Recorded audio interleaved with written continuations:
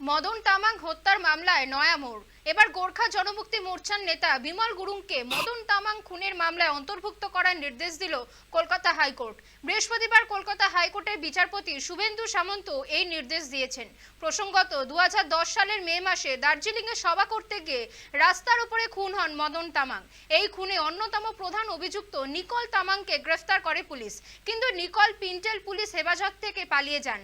ফলে এই মামলা তদন্তভার চলে যায় সিবিআই এর হাতে এবং সিবিআই যে চার্জশিট পেশ করে তাতে বিমল গুরুং সহ মোট 48 জনের নাম ছিল বলে খবর। সেই বিচার প্রক্রিয়া চলাকালীন 2017 সালে বিমল গুরুং এর স্বস্তি দিয়েছিল নিম্ন আদালত। মামলা থেকে একমাত্র অব্যাহতি পান মোর্চা সুপ্রিমো। বাকি 47 জনের বিরুদ্ধে অবশ্য চার্জ গঠনের নির্দেশ দিয়েছিল নগর দায়রা আদালত, যার মধ্যে ছিল বিমল গুরুং এর স্ত্রী আশা গুরুং, রশন গুরুর মতো নেতারা। নগর ও দায়রা আদালতের সেই নির্দেশকে চ্যালেঞ্জ করে কলকাতা হাইকোর্টের দ্বারস্থ হন মদন তামাংয়ের স্ত্রী ভারতী তামাং। তার আবেদন মঞ্জুর করে এই মামলায় ফের যোগ করা হলো গুরুং এর নাম।